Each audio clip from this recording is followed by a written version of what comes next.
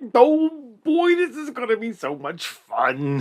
Why? Because we're ready to start my favorite part of this semester, favorite part of the journey with you, and that is investing.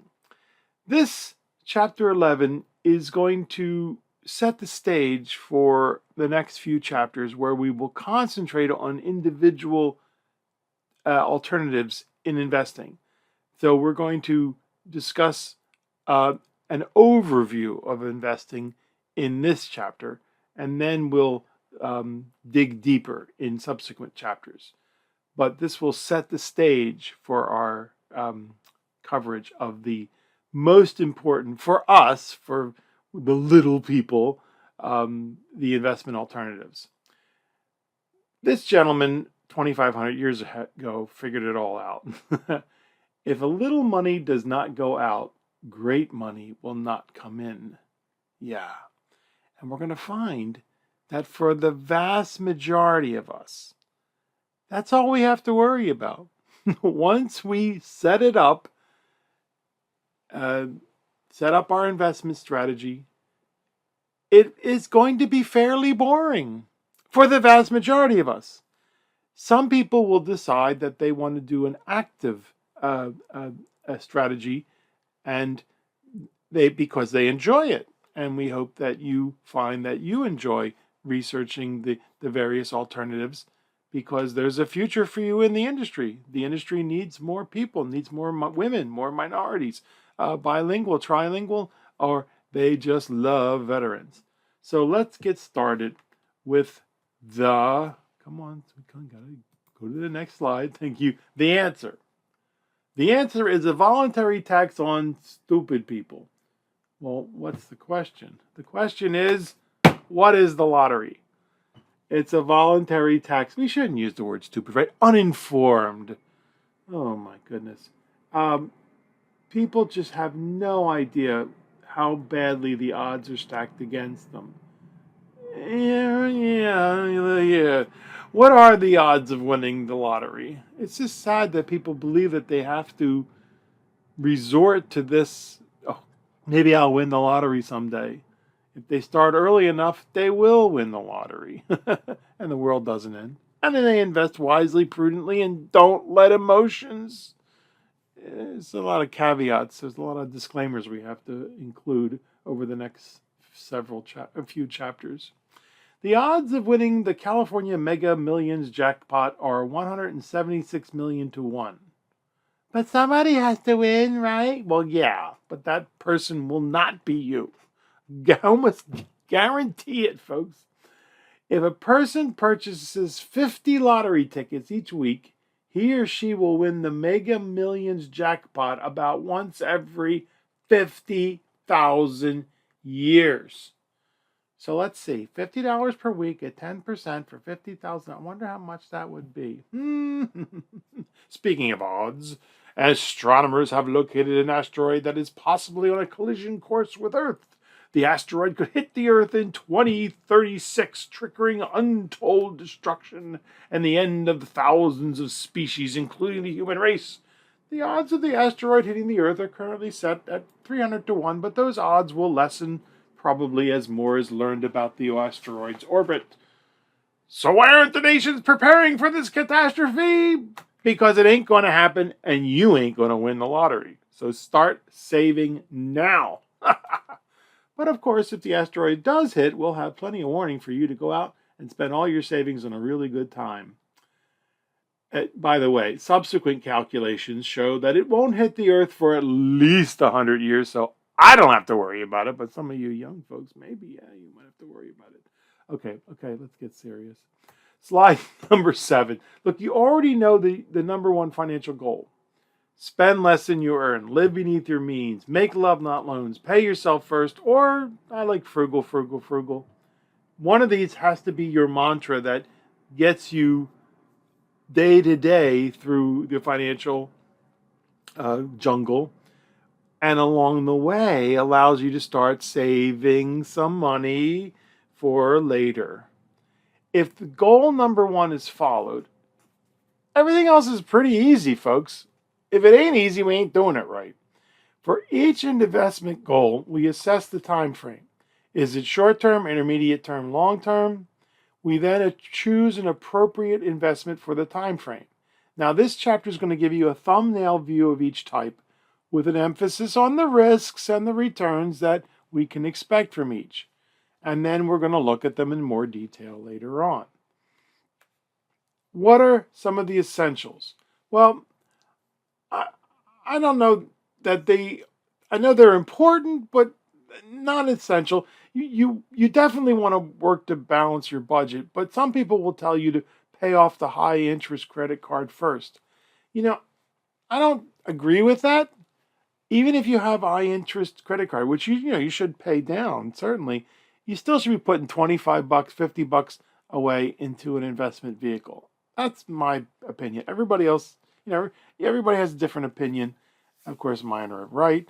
And then you'll hear the talking heads on television, the self-appointed experts say that you should have an emergency fund that you can quickly access. 3 to 6 to 9 months of living expenses. Look, I don't agree. For the majority of people, you don't want to have $17.87 in your checking account, okay? But I don't agree with the concept of emergency fund of 3 to 9 months of living expenses. As long as you have access to cash via home equity line of credit or credit cards as an emergency, I don't think there's any good reason to keep $20,000 to $30,000 in a savings account paying, well, now maybe 1%. Actually, some are paying better than that, but for a while there, they were paying 0.01%. So instead, I would use the money to pay down the high interest debt, especially the credit card debt. Now, I like this approach because the wealthy barber agrees with me, and you do have insurance, right? Life insurance, right? If you have kids and you got a car, you need car insurance. You already gone through that. But now, having said that, there are plenty of exceptions. If you're in sales or you have a small business or you work seasonally, you need an emergency fund. Of course, you need to build up a nest egg because what happens is people get into mortgage broking or selling cars or whatever when the economy's doing well or interest rates are low or whatever, and they're making very good money, and they just think, "Wow, this is this is what I can get used to." Wrong. A recession hits, interest rates rise. People aren't buying cars anymore. People aren't refinancing their house. Yeah. So these people, you know who you are. You need an emergency fund. But for the vast majority of us who could, if we lost our job, we could find another one pretty easily, assuming the world doesn't end. In which case, we're all in the same boat. But I'm not a big fan of these. Especially, what really galls me is all the talking heads on television telling you to do it. Whenever all the financial experts are saying one thing, I usually want to do the opposite. Slide number 9. So let's look at some investment terms. Safety. In the investment world, generally, safety is considered a return of principal. And as Will Rogers, a famed humorist of the early 20th century, said, I'm not so much concerned with the return on my money as I am with the return of my money. Well, risk is always an issue. No matter what the investment, there's always some kind of risk. Inflation risk, interest rate risk, business failure risk, market risk, global investment risk. And we talk about these in more detail as we go along with each individual type of investment. But you can't get away from risk. You just have to learn to live with it. They have these instruments or whatever you want to call them, quizzes. And here's a couple of not so bad ones, but there are dozens of them out there. The problem is it's not real money. They ask you, what would you do if you had this money and you lost 20% of it? What would you do? It's not real. Until you have $10,000 and it goes down to $8,000. Then it's real. Then you'll see how you're going to react, and hopefully you won't panic because that's the worst thing that can happen for you. unless the world ends, in which case, as we said, it doesn't matter where your money is. Now, what we do in the Business 123 Introduction to Investments class is we really make a big stink about whether you're going to be an investor for the long term, prudent, or you're going to be a speculator, a trader for the short term. And the problem is speculating trading is just really, really hard, folks. It's not easy to do. And most people who try it, they don't last. You think of investing, you think of, some whiz kid in front of 4 terminals, 4 monitors, 2 computers on 3 different phones, making and selling, buying all day long. Wrong. That's not how the vast majority of us should do it. And I only know one person who actually kept doing it. Most of the people I know who tried to do it gave up pretty quickly, because this isn't fun to lose money, folks. And you got to be really, really, think about it. Can you hit a fastball at 100 miles an hour? No, I wouldn't even try. But there are people who can. And there are people who can hit a little white ball 340 yards down the fairway in 3 shots. Most people can't do that. But the people who can, they can make a lot of money. And the same thing is true for speculating. Some people can do it, but very, very few. And then liquidity is the ability to buy or sell an investment quickly without substantially affecting the investment's value. And that's an important topic with certain investments such as real estate. Stocks, bonds, mutual funds, no. There's a ready market out there, huge capital markets, huge systems to sell your 100 shares of McDonald's. So remember these terms as we go through the universe of investment alternatives. Now, where do you get the money to invest? Well, go back to the very beginning. Set a goal. Chapter 1, get out that cash flow statement. Chapter 2, pay yourself first. Many of you are going to wind up at a company where there's an employer-sponsored plan, such as a 401k or 403b. Maybe it's a smaller company and they have a simple IRA. And the cool thing about these is they come out of your paycheck. We're going to talk about these in more detail when we get to chapter 16 on retirement.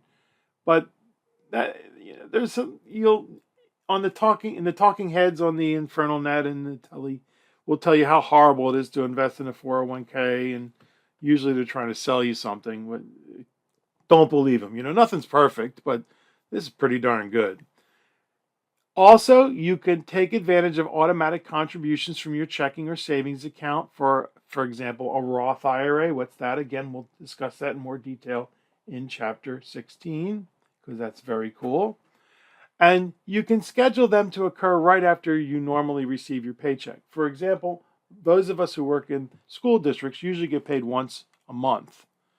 I went from a company where I was getting paid once a week to getting paid once a month. That was a learning experience.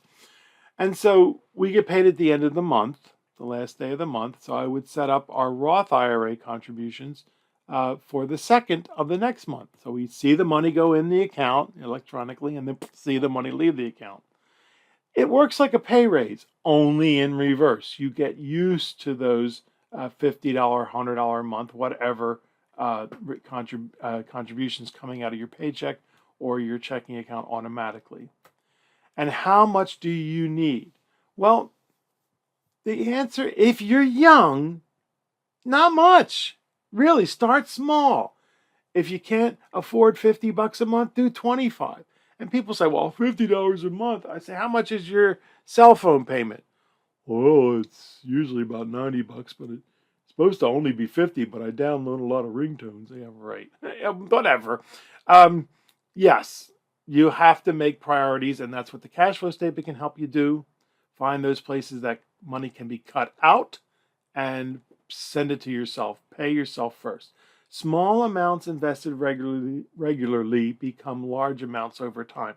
Obviously, the more the better, but it is better to get started with a small amount now than to lazily dream of a day when you'll be able to put away far more.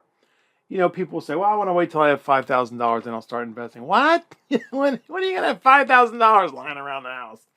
You can always increase the amount. Try to increase the amount each year, extra 10, extra 5, extra $10, one fewer trip to $10, $8, Starbucks, especially when you get a raise. Exactly. You get a raise, okay, bump up your contributions to your Roth IRA, to your 401k, 403b, or your separate savings plans. And speaking of which, slide number 12 shows us a graph that we'll come back to later, but the idea is that there are two different types of accounts. There are regular taxable accounts, what the IRS calls non-qualified, and there are tax qualified accounts. That's what the IRS calls them. But there are many different types of tax qualified accounts. Those 401ks, 403bs that we mentioned, basically the same thing. Other 401as, 457s.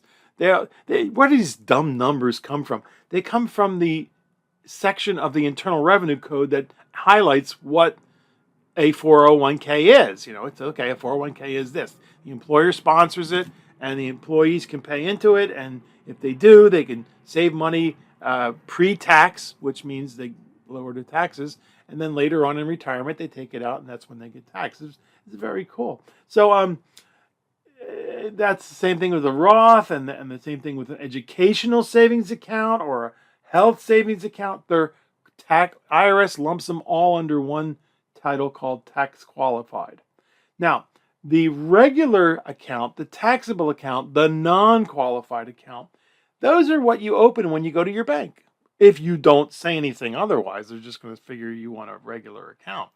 And with these accounts, you can hold anything in a regular account. Now, notice I crossed off certain things that I want you to stay away from, and we'll discuss these in brief detail, in brief, just to stay away from the shorting or futures or options. These are all just really dangerous, speculative, which is our fancy word for gambling,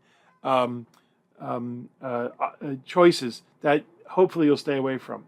But in a regular taxable account, every year you're going to get what's called a 1099.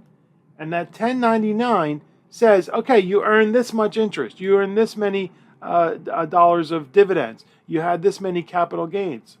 And you pay taxes on that every year.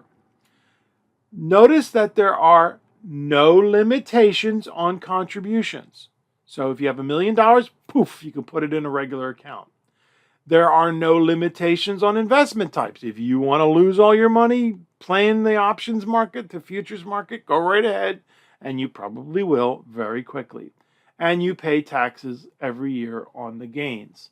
So that's how a regular account works. A tax qualified account is something that the Congress has set up in the Internal Revenue Code to enhance your incentive to save. That's what 401ks are, 403bs. They want you to save for retirement, Roth IRAs. And notice that the Congress has limited the types of investments that you can put in. You can't do futures and options. And actually, there's one option you can stick into an IRA, but it's not even worth it mentioning. You can actually sneak real estate into these things, but that's really dangerous. Don't do it. So these are retirement account, employer-sponsored retirement account, educational savings accounts, health savings accounts. Most are pre-tax, which means you get a tax break now. Some are post-tax, which means you get a tax break later. And we'll discuss these more in detail after we've done all the types of investments and realize that's what we're going to put into these. Oh, by the way, these are supposed to look like buckets, and you're supposed to be putting the investments in there. I'm not speaking of qualifications. My qualifications in graphics or artistry are not very good. But now notice, if $1 million, you can't put it in a Roth IRA. You just can't. There's strict limits on how much you can contribute every year. There are strict limits on the investment types. And as we said, you either put the money in pre-tax, which gives you a tax break now, or post-tax, which gives you a tax break later.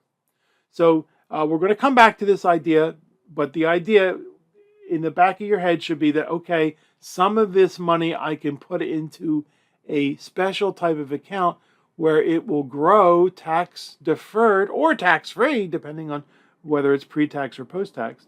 And you kiss it and send it on its way. And 20, 30, 40 years later, it comes back to you and helps you live through your golden years. And that's the idea. You know, it ain't perfect, nothing is. But it works for a lot of people. You know, it works for a lot of people. And hopefully it will work for you. Now, in our next presentation, we're going to go through the overview of the investment universe. We're going to spend a little bit of time on the major investment alternatives and see that, you know, they're not all for us. Some of them are not for all of them are not for everybody. Most people, as we're going to see, are going to wind up with this one choice here called mutual funds. But, you know, everyone's different. Some people might decide they like individual stock purchasing. And it's not easy, and that's why you're going to take Business 123, Introduction to Investments, after this class, right? Because we show you that it ain't easy. We give you tools, and there are many, many other tools that we don't go through. You have an entire lifetime to learn about them that can help you pick individual stocks. And so we hope that you find one of two things: that you absolutely adore this stuff, and you might make it into a career, or you might decide you want to be your own investment advisor, or you would rather eat barbed wire, you hate this stuff, in which case there are mutual funds for you and a whole army of representatives, advisors, whatever you want to call us, who could help you choose the correct investments for you. Cool? So we'll see you in our next presentation where we go through the overview of the investment universe. As always, thank you so much for being in our class, dear students. We are so very proud of you.